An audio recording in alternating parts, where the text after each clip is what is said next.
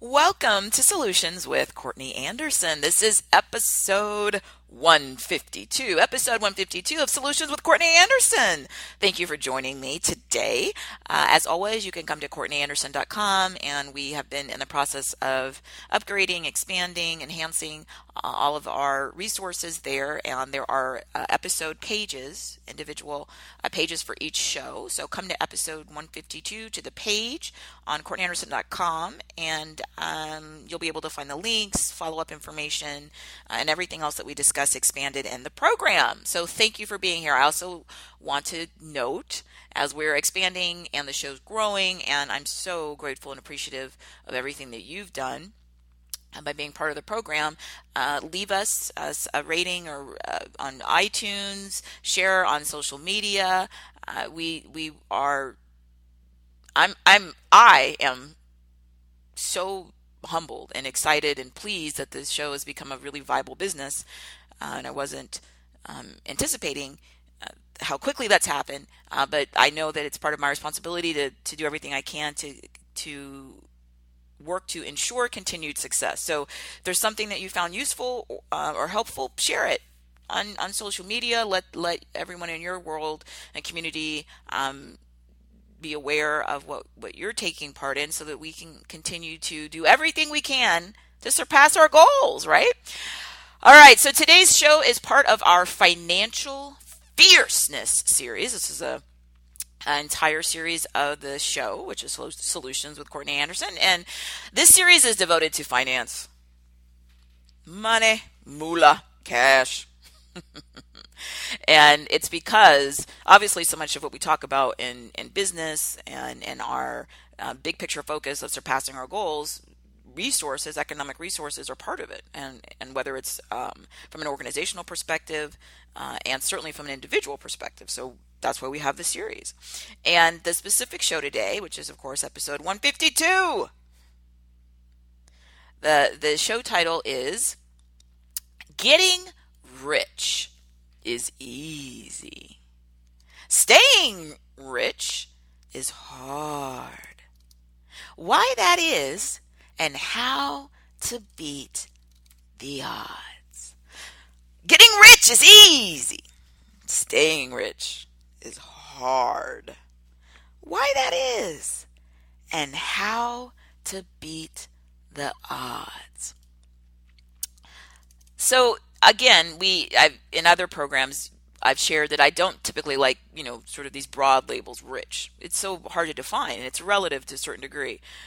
And what I mean by that is, if I'm someone that has come from a life experience, a family, a background where people were struggling daily to meet their economic needs, then what I'm going to consider as rich is going to be a different perspective than someone who comes from a family of economic opportunity, where people might have not been able to have everything that they wanted, everything they could have possibly wished for, but they were what they typically will call in many cultures comfortable.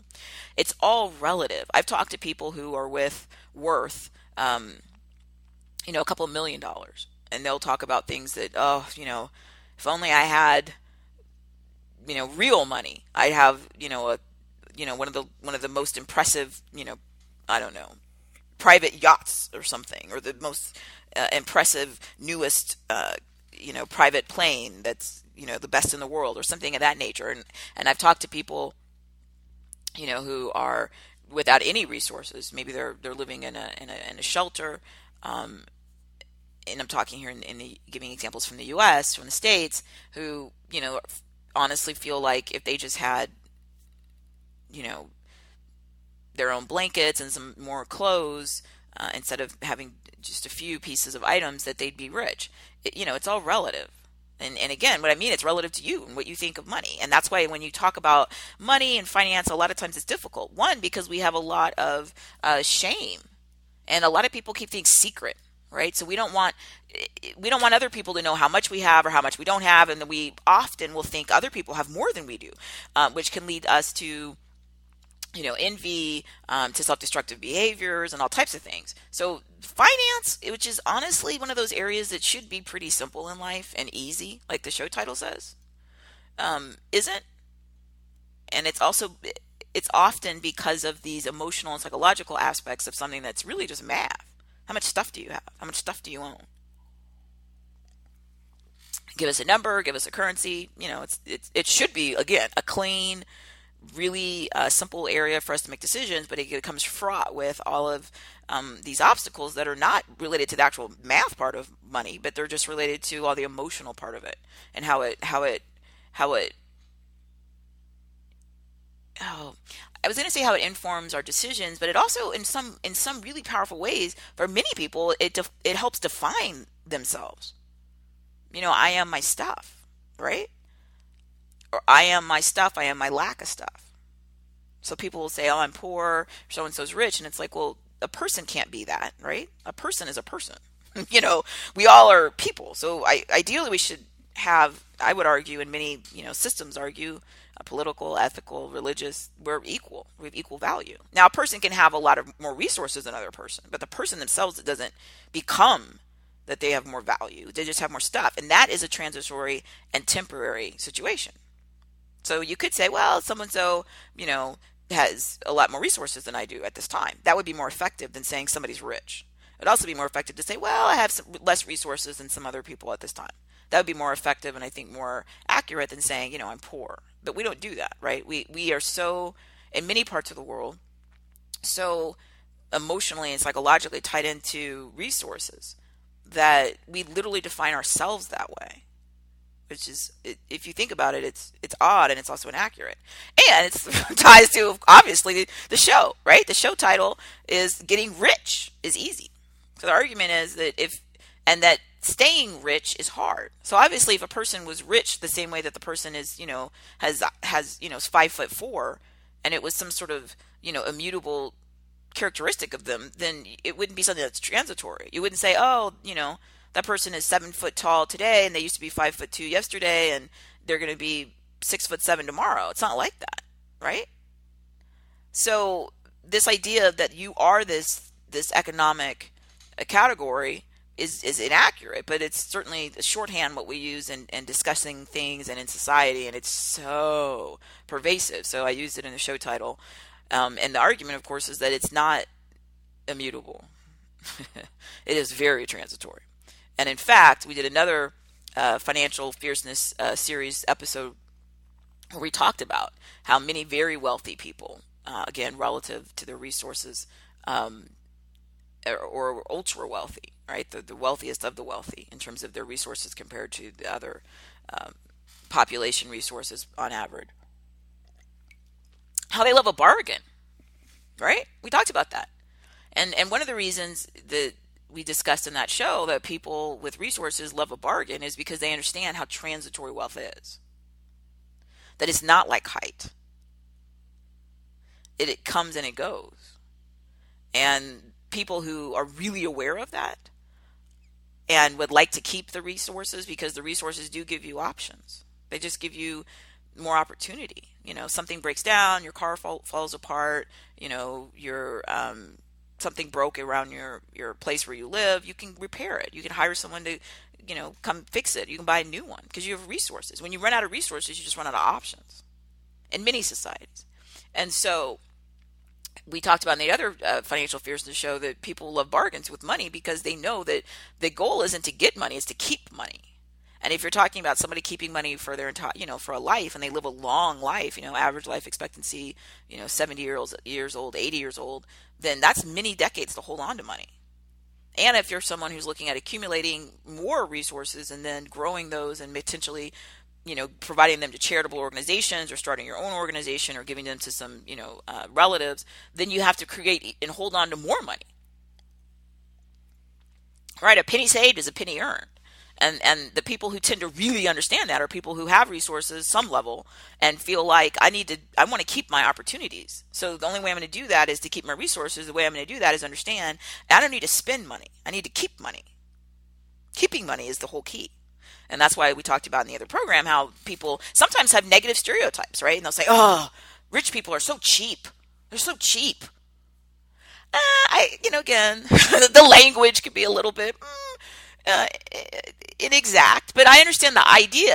And I think what frustrates people, somebody who might have less resources, right? So somebody has less income, less assets, will look at someone who has more income and assets and I think they'll think, well, why does that person that has more stuff, why are they so cheap? What does it matter to them, right?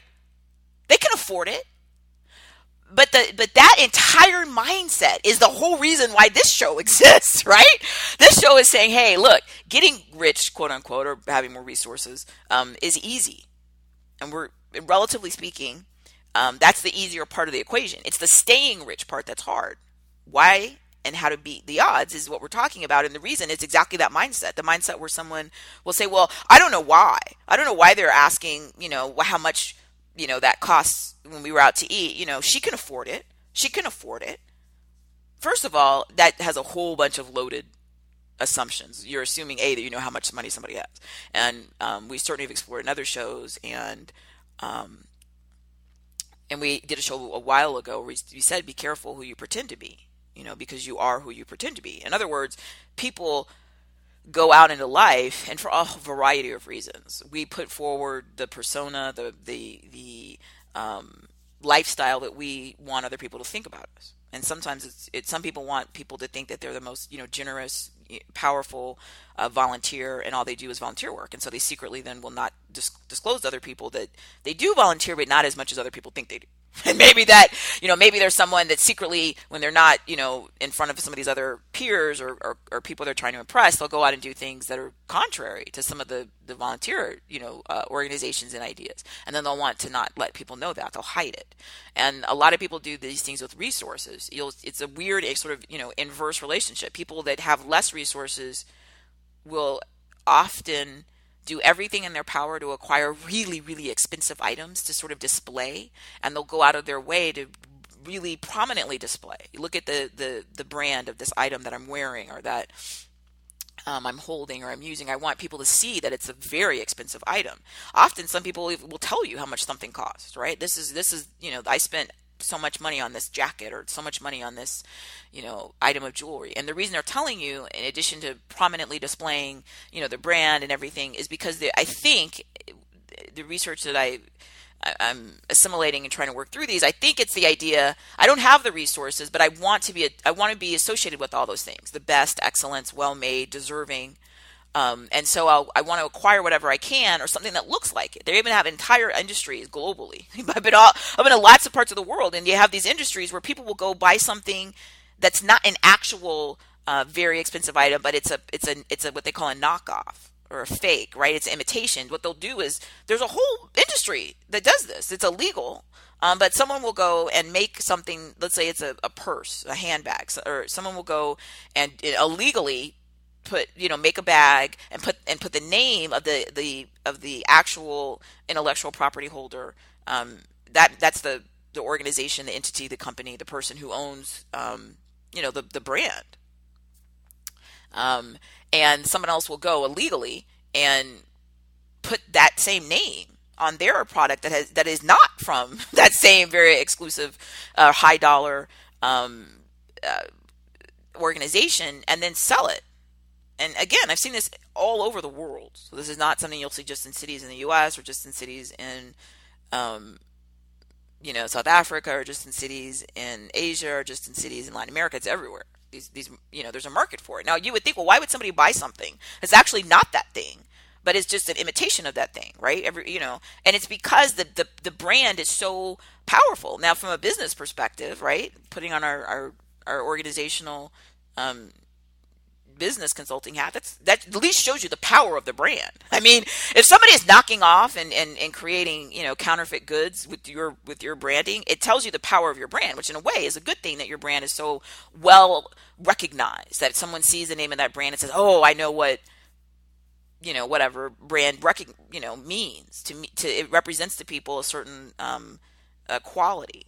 And in a way, that's a positive, right? You've had this great penetration of markets in terms of people being aware of your product and what it means. So in a way, it's a compliment, right? Imitation is a serious form of flattery. It's what they say. The problem, of course, is it's illegal, and then they're going out there and putting out something that obviously is not your your product or service and then claiming that it is. And then it's, I think as time has changed with technology, it's not an exact analogy, but I think it's sort of similar to the idea of identity theft, right? We all get hysterically upset. I know I do. Every time I see a story in the media or something, oh my goodness, identity theft. Look at that person. They went and stole my identity. They stole my information and went out and pretended they were me, And as technology's changed, now there's more proliferation, I think, of the technology to permit this to happen. And people can purchase goods and services online. And it always makes you mad. It's happened to me in the past. So, yeah, it really upset me. Right? How dare someone go out and say they're exactly me with my information and use my credit or my information? How dare they? It's really upsetting. Okay, well, if it upsets you as a person, as an individual human, imagine how it upsets you if you had an organization and put out products and services and how it's similar. It's not exactly the same, but it's somewhat similar idea. It's offensive, right? And of course, there's damage that happens, financial damage, and to the individual whose identity was stolen. Or utilized, and to the goods or products or services. So maybe that helps a little bit to understand why it's such a big deal to buy the knockoffs, right? The argument, though, is why do people want the knockoff, which is more important than the people who buy them? Well, they want them because whatever that is, the allure, the cachet, the idea that if I have this thing or I wear this thing or I'm holding this thing or I'm using this thing, that it'll show other people I'm valuable. You see? That's the whole fascinating psychology of this. And that's what is the reason that people get rich, quote unquote, rich is relative, but they can't stay there. It's because they're making financial decisions not based on just math. And again, you don't have to say, oh, well, Courtney, math isn't my strong area. I don't even like math. When I took my, last calculus class, I was delighted. Or you might be thinking, I never even took calculus. I don't even, hey, I'm not a math person. Who am I to blame? I'll just find someone else. I'll find someone else to do the math for me. Another part of why things fall apart. So when you come to the show page, and again, this is episode 152, so no matter where you're accessing the program, come to CourtneyAnderson.com to our show page. You'll see the links in the show page to some of the resources that I'm using to support some of my assertions. So one of the links is from a New York Times article. So a New York Times article says, and the quote in the show note says, on average, 90% of lottery winners go through their winnings in 5 years or less. 90% of lottery winners go through their winnings in 5 years or less. Another quote that's in the show notes says, and it's from USA Today, and it says, Sports Illustrated estimated in 2009 that 78% of NFL players are bankrupt or facing serious financial stress within 2 years of ending their playing careers. And that 60% of NBA players are broke within 5 years of retiring from the game. So again, I don't have to be a math whiz, but out of 100% being the total, if you have 90% of lottery winners that are going through all of their money by go through spend within 5 years, that tells you that's an overwhelming majority. And if you're looking at, again, 100% is the total, you're looking at 78% of NFL players, National Football League, so the huge American football league, within 2 years of ending their career. And that national basketball players, again, the U.S. Statistics, are broke within 5 years. Look, 2 years, 5 years, 5 years again. These aren't long time periods. No, okay, time is relative too, but look. If you retired from a professional athlete career in your 20s or maybe in your 30s, which is because those are very short-term careers because they're very physically, challenging, obviously, and you live a regular average lifespan, you have 5, 6, 7 decades. So if you're broke in 2 years or you're broke in 5 years, you have a challenge. Lottery winners amaze me because I've seen, and they have all over the world, they have these documentaries they'll show, which I think some of them are based on a little bit of, Schadenfreude, right? The whole idea of, so here's the idea. So many people you'll talk to around the world, they're talking and it's so hard. Life is very hard. And certainly that's one of the things we talk about. That's sort of my worldview. Life is very tough. And you need to, be aware of that. And people will say, well, but I'm going to win the lottery. When that happens, then hey, I'm set. And the sad thing, the statistics in some of these documentaries that I've seen, some of them are out of the UK and some of them are out of the States, is they'll film people, oh, it's so great, I won the lottery, and then they go and film them later after they've gone through all the money and they're bankrupt or broke. I saw one with, man, they're homeless. I mean, it's just depressing, right? But I said, like, part of it is also this idea of, see, look what happened to them. See, you won the lotto, and look at you. Your life is no better than anybody else's. So that's the part where I said where we're sort of looking at the bad thing that happened to them, and the idea, though, is how does that happen? So I'm not even touching in this episode necessarily, although if you've been part of the other programs and anything else that we talk about, my suggestion is that you get a plan. Your goal ultimately should be financial independence. That's where your assets create enough income for you. So stuff you own. So you own houses or rental units and you rent those out and people pay money. And ideally, they're going to pay more money than you owe on the money because you're going to owe something on the money, even if it's just taxes. So you have income from that asset. You just own that thing, and because you own it and then you use it in commerce, then you get money for it. You're not going to a job. You just own things. We talked about in other programs how you're going to own money. Money, and many people are comfortable with money in many opportunities itself is property that you can just get more money for just owning it and holding it. Interest, right? I didn't do anything. They just gave it to me. Gave it to me for what? Because I had it. I own this thing, and I'm going to hold on to it for a certain amount of time, and somebody else is going to pay me interest because I deposited it in their credit union or in their bank or in their certificate of deposit. I didn't do anything. I didn't go to a job to earn the extra money. That's just free money they're giving me for having money.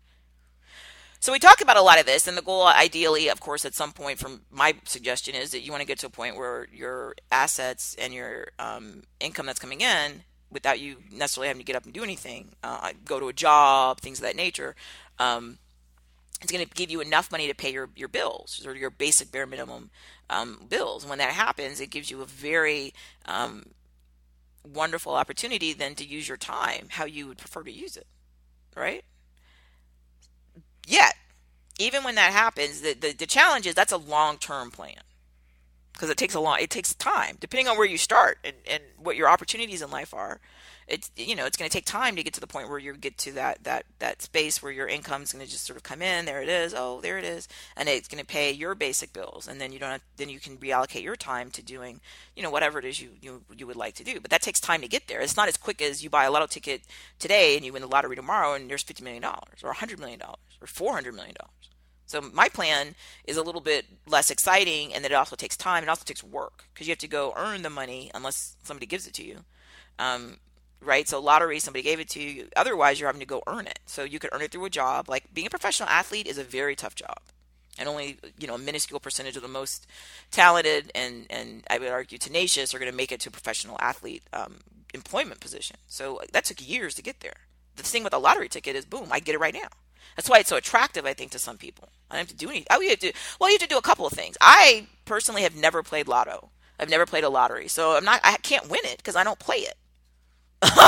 So you do have to do stuff. I mean, you have to get some money because you have to pay something for the lottery tickets.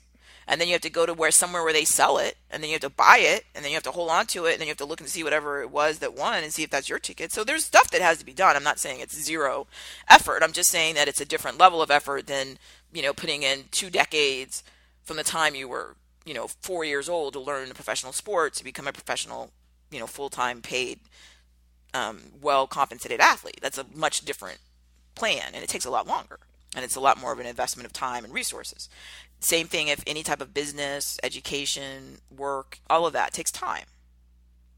So those are the longer term ways, and those are of course the ways I strongly recommend that you use the power of time. The other thing, of course, if you're comfortable with this idea of interest, the earlier you start saving money and having this idea of where people just give you money because you just own the money, over time it'll compound. They'll just get more and more money, right? It makes total sense. If I started with $1 and then they gave me extra money on top of that, it's the interest. Now I have $1 plus the extra money. Now that total is larger, so I'm going to get more money in interest because I had a higher total. So over time, you see it just goes up and up and up. The idea though is you have to have the ability to leave the money there.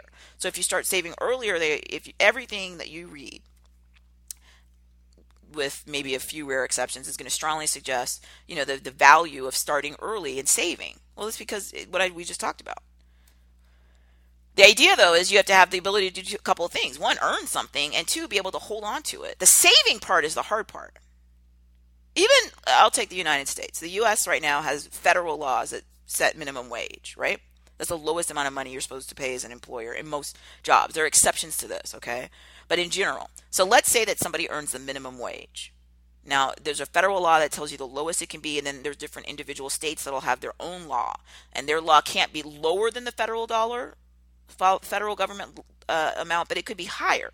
So if the federal government said that what minimum wage, when I worked my first job several decades ago, the minimum wage was $4.25 an hour, $4.25 an hour US. So that's the federal. So nobody else at that time could have a fee in their area that's less than $4.25. That's the lowest you could go. But states would also, they can, and they still do, set their own area amount in their little jurisdiction on a map. And some cities will do this, or some other municipalities or local governments. So they'll say within our area on the map that we can control, we're not going to do $4.25. We're going to do $5. But that only is applicable within their area on the map that their jurisdiction controls. So my point is, let's say somebody made $5 an hour in the past, because the minimum wage now is in $7 range. Okay, in federal. And some states are doing much higher than that. Okay, so let's say you made $5 an hour. Even $5 an hour is something. But even if you wanted to save, $10 a month, right? So let's say I want to say $2.50 a week. Even if I'm working a full-time job, saving money means you're not giving it away, right? It's like, I'm holding on to it. That's hard, because what many people get into, the thing is, whatever it is I make, I go out and I spend all of it. And sometimes I go spend extra. So it's not that somebody can't get, $2 to save. It's that everything that comes in to their opportunity for resources, it just goes right back out to bills, and to stuff. So the getting rich would require you being able to hold on to money for a long period of time while working, while learning more skills, while, having a plan, while working on being the better professional athlete or hopeful professional athlete, or being learning skills in school or different other job skills. This takes this huge amount of investment of time and resources, and it's very difficult for people to hold on to money. My point is, they did earn some, they just couldn't keep it.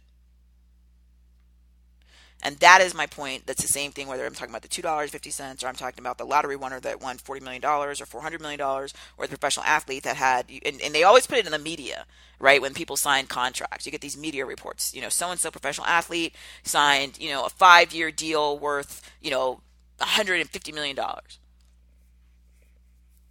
And you can see why. I mean, it's good marketing. It's the same way they put lottery winners in the media in many parts of the world. It's a huge thing. And sometimes they'll have a lottery winner and it'll be the lead story on a local news. Okay, the lottery is up to, $400 million or whatever, some really high number. And they'll talk about it. They'll even send out reporters to go show people at local retail outlets, convenience stores, buying lotto tickets. That's like a story.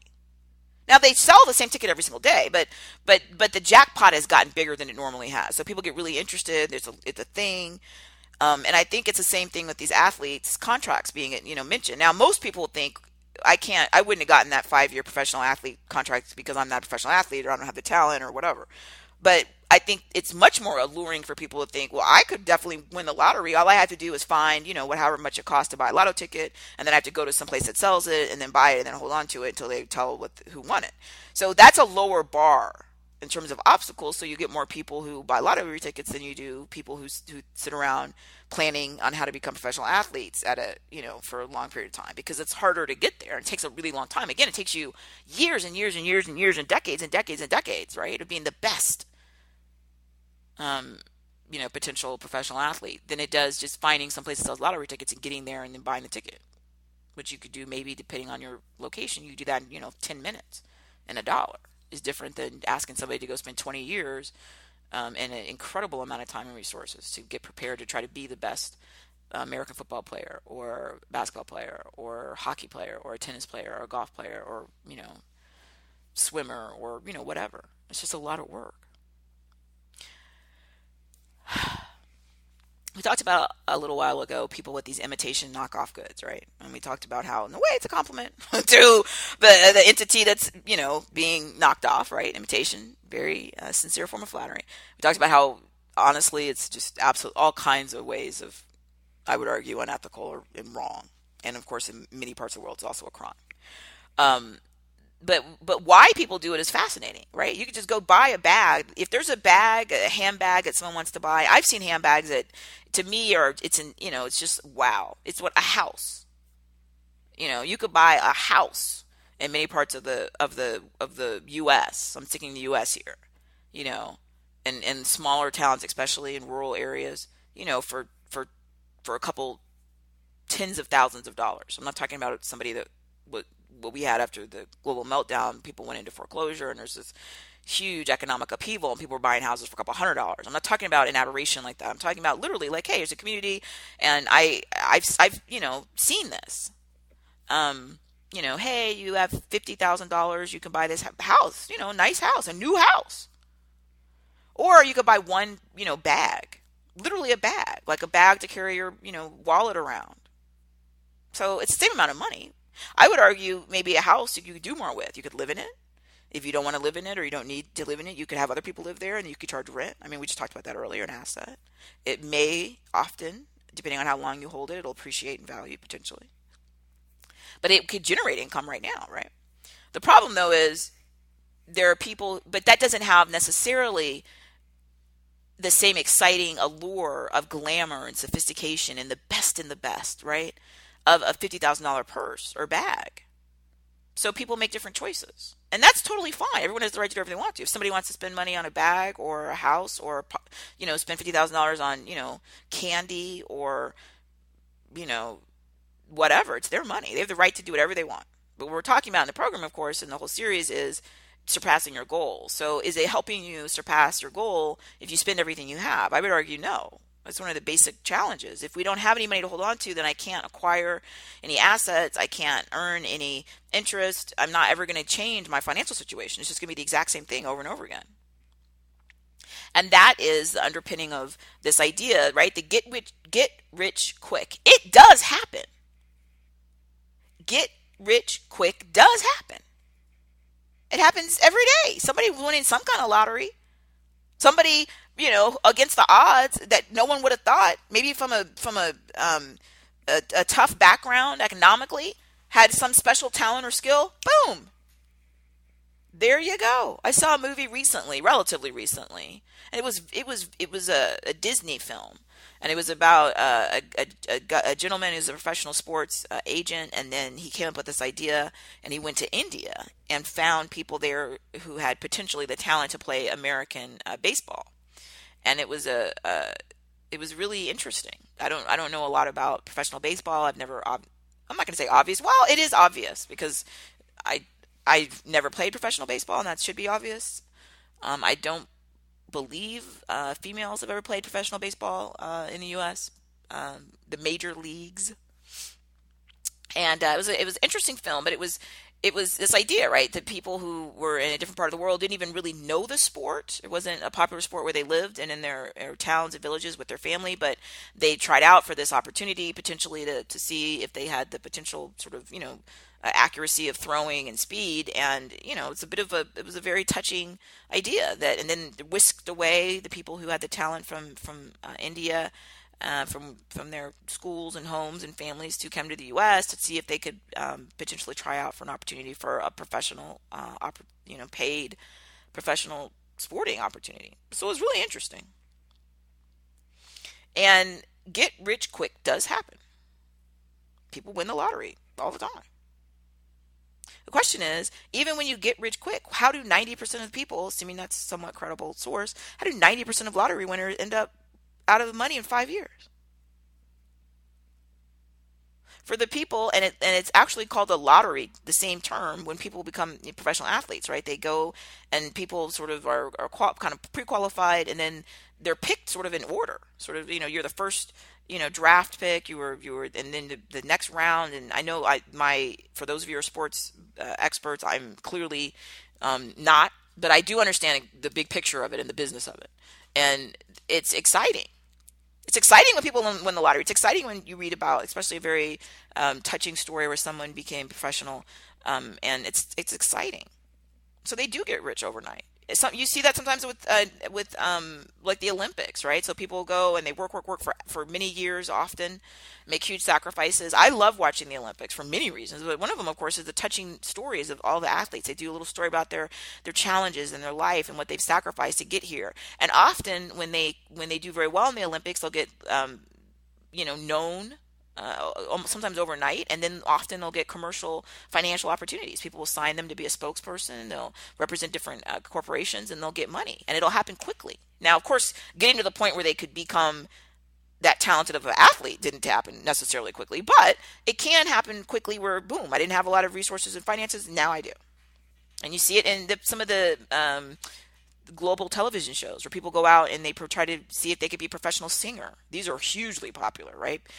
People go to see if they could be a singer, and there's someone who you never would have thought would be a singer. Maybe look at their appearance or their age, or no one paid attention to them. And now, boom, there they were on a television show. They were discovered, quote unquote, and now they're famous and they've signed very lucrative financial contracts. So it can and it does happen. It's not a lie that people get rich quick. It does happen.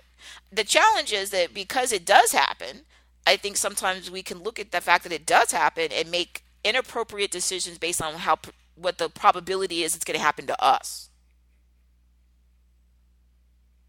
So it does happen. The odds are that it's not going to happen to us, and the odds are going to be worse because there are only so many lottery winners out of massive numbers of people, right?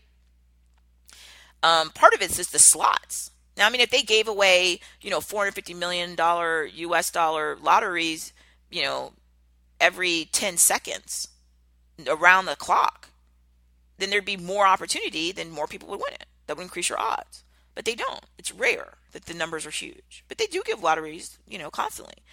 And that kind of lures people in thinking, maybe it's my time. That's a fine, if you have the resources, again, like I said earlier, if you want to spend your money on a purse or candy or real estate or going to school and getting an education or trade or certificate or lottery or gambling or whatever, all of it's your choice. All I'm saying is that at some point it might be a good idea to have a plan. And the plan would be, I'm going to take a certain amount of money and pay the bills so that I have a place to stay and able to be, in a safe place to stay. And then I'm going to take other money and I'm going to maybe save some of that. That's strongly suggested, because then you'll have money, and maybe you'll allocate that to maybe earning more money, interest, or maybe you'll invest it, right? Maybe you'll invest it in assets, or maybe you'll invest it in buying assets that are paper assets, right? So you could own a partial percentage of something, some other company. That's what people do when they buy stock. Or you could buy a partial percentage of a debt that you have a good hope will be paid back. It's a bond. So there's all kind of things you can do with money. And it's your choice. And that's the beauty of it. It's up to you.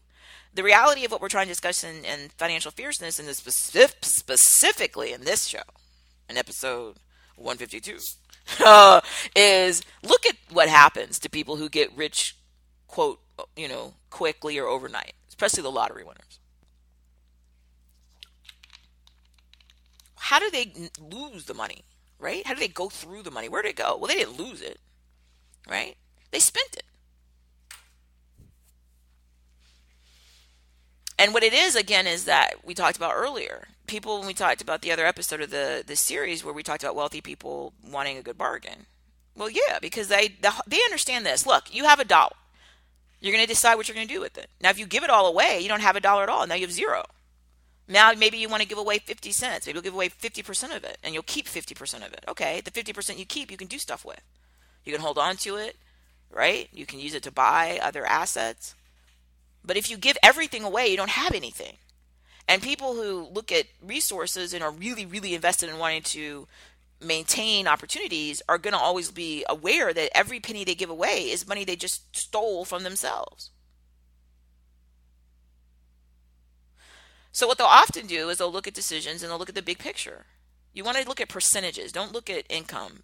Don't look at the exact dollar. $50,000 to someone who has $500 million is a small enough percentage on a purse that it may be rational. $50,000 to spend on a purse to someone who earns $20,000 a year, it's not rational. You have to look at the percentage. And there's a ton of great resources available for you that I'm sure you're using, and we're going to continue to provide more that'll help you decide what percentage where. The percentage you should spend on what your costs to keep going, right? I need somewhere to live. I need something to stay hydrated. I need something to eat, nutrition. If I don't eat or drink, I'll die. I need a place to stay. And then in many parts of the world, if you have a place to stay, there's going to be often utilities that come with that. If you own it, there are going to be taxes that come with it. So there are going to be some sort of bare minimum bills. And then beyond that is stuff that you just want, which is awesome because we should want things and have dreams. The question though is, what do we want and how do you approach those decisions? And that's the difference between you winning the lottery and going on to have a life of opportunity and all of the time that you could imagine to do whatever you want with, or you ending up broke and bankrupt. That's the difference between the professional athlete who's in the 78% of the statistic Sports Illustrated reported that ends up bankrupt or with financial stress, or the minuscule, relatively speaking, group that ends up that you will see in the media again. So and so is a former athlete, and they're in television commercials. They're acting as a sports spokesperson for products and services. Some people move into different types of performing. Maybe they do entertainment. That's the difference. Everything you possess. You earned $1, you earned 20 cents, you earned whatever. Are you going to keep it or are you going to give it away to somebody else? And when you give it away to someone else, you have to remember that you're stealing from yourself.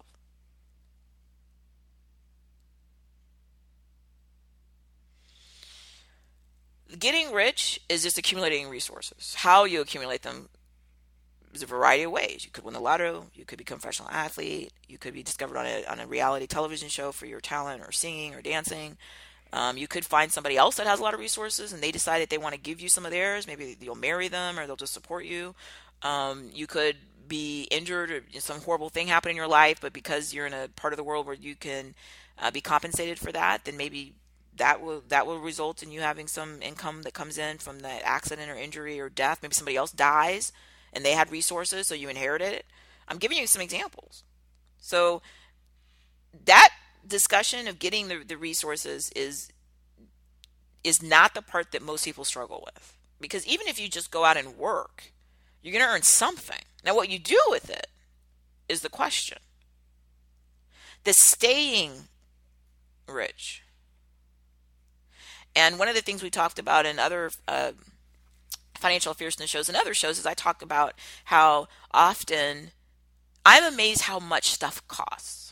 And we do other shows more detailed on my perspective on this, but I go through my bills as frequently as I can, and I have a whole method to this, right? I'm going to go through them and do what? I'm trying to cut down on how much I'm spending, because every single cent that I spend is money that I could have kept and used for myself, for my future, for my desires and issues. Instead, I'm going to give it to someone else. And I'm trying to always, when I go through the bills, what I'm trying to do is ask myself, is this a penny? Is this something that has to be given away? Now, of course, the reality is you don't have to do anything, right? I could say, you know what? I'm not going to give anything away. I'm not going to pay my property taxes. I'm not going to pay any income taxes. I'm not going to give anything that some government tells me I have to do. And I'm not going to give anybody anything else. I'll just live, all of mine I'll keep. And that, some people do this. Some people say you're going to get off the grid. And if you can find a place where you can sort of get your own little shelter that's good enough for your own needs, and then fine. At some parts of the world you run into more and more problems because if you don't have access to consistent clean water, it becomes difficult to shower and have hygiene that allows you then go to a work situation. But people do all kinds of things. All I'm arguing is this: if you're looking at money, the things that we've talked about that people make decisions that are counterproductive and hurt themselves, it's all about this idea of you're not looking big picture long term. Every time you give that money away, you're stealing from yourself. You are stealing from yourself. So ideally you want to limit that. And that does require you to be mindful. It requires you to be mindful of resources. And that's why what you'll see is you get people and oh wow, look at that, it was in the media, I saw it on my local news, wow, they won the lottery, they got a big job, they're famous. They do a lot often with performers, right, with actors and musicians. They'll put out a big thing just like they do with athletes and say, well, so and so signed a multi-picture movie deal for for $50 million, or so and so makes $20 million a movie or something. And again, for the same ideas, it's exciting. It makes it sound glamorous. It's something we can all, wow. And then, of course, if the people suffer from these statistics, the odds are that they're not going to keep the money. Then when we read something later that says they were broke, again, there's that opportunity to feel like, oh, see, something bad happened to them. So even though they, had that in the past where they won that big professional opportunity, right, for the movie or for the athlete, but then now it didn't last. Look at them now; they're broke. They're broke just like me. See, and that's the whole Schadenfreude thing. My argument would be, why don't you make you the star of your own life? And we talk about this idea in mini programs. It's your opportunity now. What do you want to do? Every penny, every cent that you give away is money you stole from yourself. So you have to ask yourself, is this bag worth this? Do I need to pay for this extra service I probably don't even use, I never even noticed? And you have to be ruthless because it's your money. And they're taking it from you. They're stealing money from you. And you have to make decisions. Do I need to get, when I went through some bills recently, I was paying for something for television. And there was something extra, some fee about high definition. And I'll embarrass myself. I don't mind at all. I tend to be pretty frugal. I buy things and I hold on to them. So I'm not exaggerating. You can come to my place and you'll look in my closet and you'll see clothes. And this is not an exaggeration, that I, purchased in, 1995 that are, in my mind, perfect. Meaning I keep everything really neat. I always, take care of my garments in terms of cleaning and storage. And the only time that I ever have problems with clothes or things like that is if I've not taken care of my health and I've either lost an unhealthy amount of weight or I've gained an unhealthy amount of weight. And then I can't fit in my clothes. And then I have to get back on being focused. Why did I do that? Why did I, risk my health with not making good choices on nutrition and exercise? That's the only time. Because if you buy something, you hold on to it, take care of it, boom. I've talked about this in other programs, and we're doing more in depth. I buy a car, I drive it forever. The first car I bought, I drove it, I had it almost 17 years. And the only reason I don't drive it today is because it literally caught on fire. And by the time I went to see, when the people came to tow it to a garage, they said to me, look, it's literally, it would cost thousands of dollars more than the vehicle's worth because, I was heartbroken because I feel like, you keep them running. 17 years, it had a little more life in it. The second car I purchased, it made it 12 years. I don't like, why? Look, you bought something. I think we talk a lot about programs about, credible sources, the whole thing we do on myth worries. You want to make sure you're making good choices, right? But if you make a good choice, then you can use that thing much longer than people will tell you can. Of course, you're going to see marketing commercials. Oh, you need a newer dress, or you need a newer pair of clothes, or you need a newer outfit or a newer car. Well, yeah, because when I'm not buying stuff, then again, remember, when I'm paying and I'm giving it to somebody else, I'm stealing from myself. When I keep it and I gift it to myself, then I'm stealing from those other people because, of course, they'd like me to buy a new thing. Of course, replace it. If I don't buy it or new and I keep using the same thing and it looks nice and I get compliments. Look at that nice car. And I say to people, yeah, 11 years old. Really? Yeah. Keep it clean. Take care of it. Follow the recommended maintenance.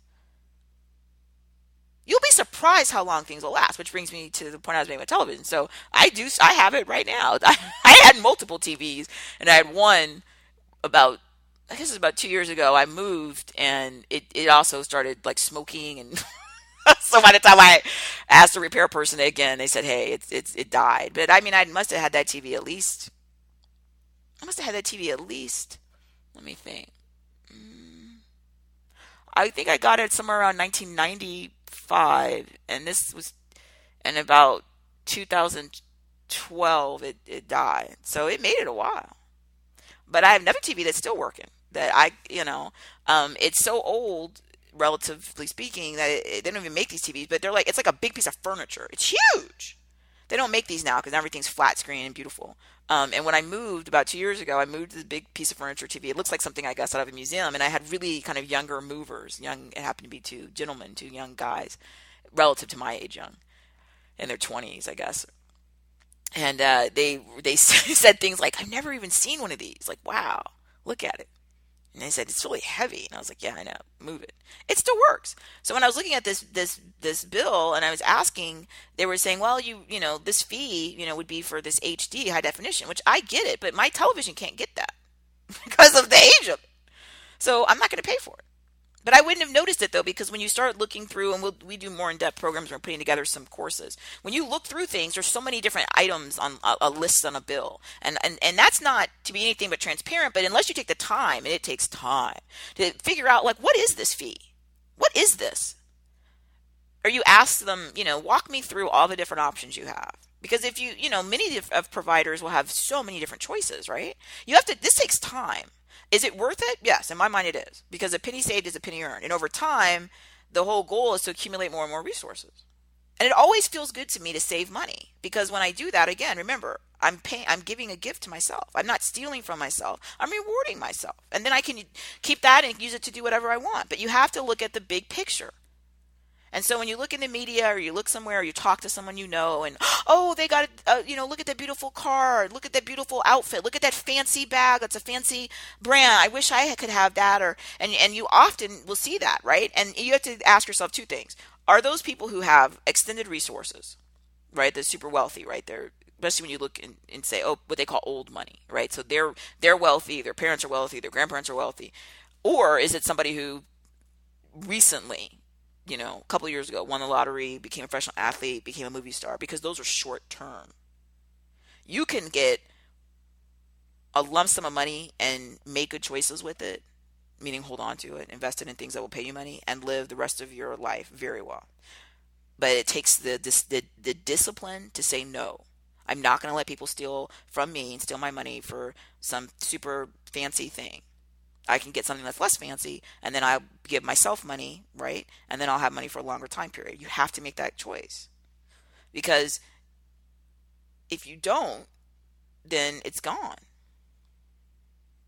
And I would think, and I certainly have never experienced it, I would think, I put in the show notes on the CourtneyAnderson.com page, a documentary I just had seen it, I don't know, a couple months ago, just randomly one evening. And it was a ESPN, the sporting entertainment, had made it was a documentary. And I put a link in the show pages, and it's a documentary about being broke. It was a whole documentary about sports, people who had been very successful, become professional athletes, and then they don't have any more money. And so I put a link to that, so you can go to that. ESPN, what is it, 30 for 30. It's a series they have, and this is a show called Broke, which is exactly what it sounds like. It's people sitting around talking about being broke. And they attributed it to bad investments, and they attributed it to things happening in life, divorces, and supporting a lot of other people. But basically, the main idea is the same thing we've been talking about. Just because you got the money doesn't mean you have to go out and spend it. Every time you spend it, you're stealing from yourself, and you're stealing from your future. If you support other people, you're stealing from them. You're stealing from your children. You're stealing from your spouse. You're stealing from your family. It's the truth. Now, other people might say to you, well, how would you drive that old car? Why are you that? Haven't I seen that outfit before? Yeah, of course you have. But it's the best type of thing. It's paid for. It's mine.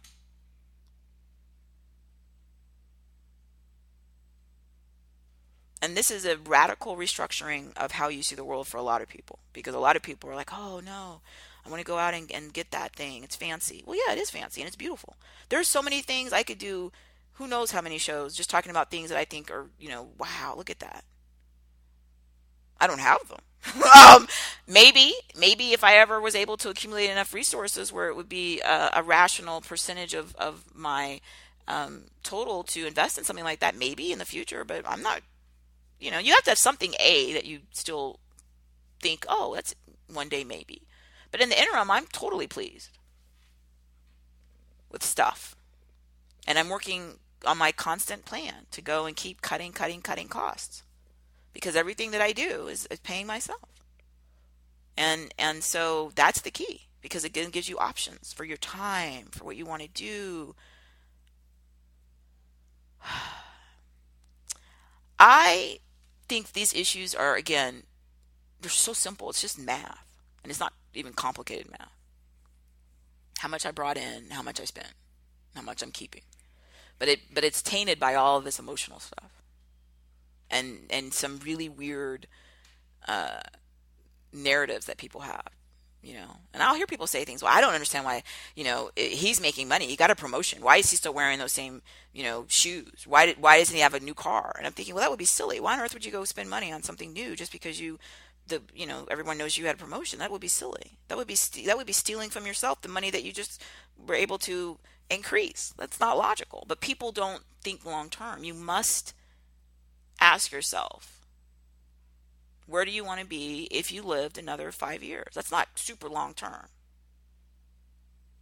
If you don't mind being broke, spend it all. If you have had credible information that you have a terminal condition and you're not going to live much longer, okay. But there's so many of those narratives where somebody was told you're terminal and then, oh, we were wrong, or look, we found something to save you. And now the person went and spent everything and now they're really sad because they're going to be around for much longer.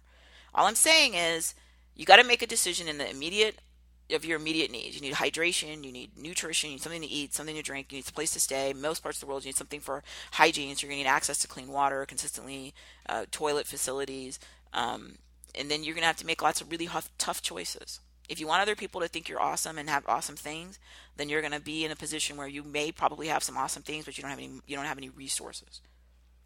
You're going to financially be stressed. You must have a backup plan in case you live longer than you thought you would. Because even though, like I said, the documentary about the professional athletes was very informative, but it was also just sad. Right? It's that whole thing of they had it and it's gone. And when the resources are gone, their value as a person, we talked about earlier, is the same. But now, they're not living in the same types of environments and having the same access to the same opportunities because their resources are gone. And as soon as your resources go, all the other things that were there because of your resources are gone too. It's not that people don't like you, but you can't pay for it. And I think psychologically, that's really damaging. And then you get people who are caught living in the past, right? And just remembering that little bit of time when they had options financially and the ability to do more of what they wanted. But why not just be a little bit more pragmatic in your decisions and say to yourself, I'm beating the odds. Everything that I get, I'm going to ask myself, pretty much, am I going to give this away and let somebody steal it from me? Or am I going to go ahead and keep it and give it to myself? And just in case I live a little bit longer, what's the quality of life I'd like? So, as you know, we have, as the show's grown, had been so fortunate to have some fantastic sponsors come on board to help us keep the show viable, and of course, open to everyone in the world who wants to access it for no fees.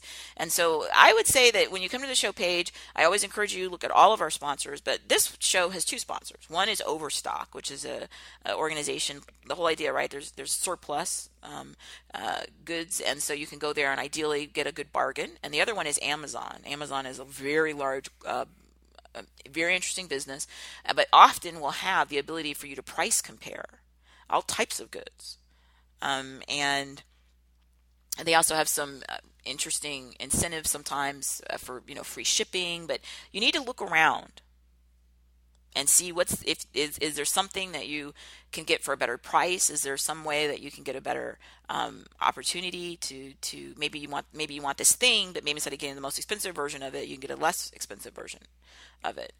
So those are the two show sponsors, Overstock and Amazon, and then please visit them through our show page so that they'll know that you came from our show. But I am begging you. Like I said, I'm guilty in terms of sitting there, and I've sat and watched. I watched the documentary about the athletes. I've watched these things about the lottery winners, and again, it's just depressing. But you and I don't want to be on there. We really don't. And it's not. They don't make shows like regular person made good financial choices, lives a very stress-free financial life. I've never even seen that show. Because it's not glamorous. Nobody wants to hear about, And I'm an extreme, and I know many people are like, "Wow, who would drive a car that long?" And I can't believe she'd admit she have clothes that are really old. Well, okay, I fine, but there's a lot of stuff that if you think about it, you don't necessarily have to go out and replace all the time. I don't care if it's a plate or a fork. I mean, there's trust me, things last much longer than people think they do. And the ability for you to have the feeling that you go to sleep and you wake up and you're not worried about paying your bills and you have extra resources financially in case something does break or falls apart is a really, really freeing and powerful way to orient yourself to the world. So the getting rich part, you're already doing it if you're doing anything potentially to earn money. The staying rich is the really hard part. And that's the part where you're going to have to be honest with yourself. Why are you buying that thing? Is it because you really want it? Or is it because it's the marketing of that thing that you hope other people will think something better of you? And we already have answered this question. Your value is not related to these items. And you have got to think of differently about yourself and differently about the world. It is holding on to what you have that is imperative. Thank you again for joining me. This was wonderful, I think, and interesting opportunity to explore some of these ideas. Come to the show page. Again, take part in our sponsors there and see what they have to offer you. And please do share and spread our programs through your own networks, through your own social media, and leave us feedback on iTunes and other distribution channels that we're constantly adding. And send me show ideas. Send me notes. Let me know what's on your mind. And again, use that money. Use it to benefit yourself, your family, your charitable foundations, your interests. Take control of it. It can be a powerful tool to give you a better quality of life and lots of autonomy and opportunities. Or you can just give it all away to other people, let them steal it from you, and then you don't have anything. And what was the point in it then?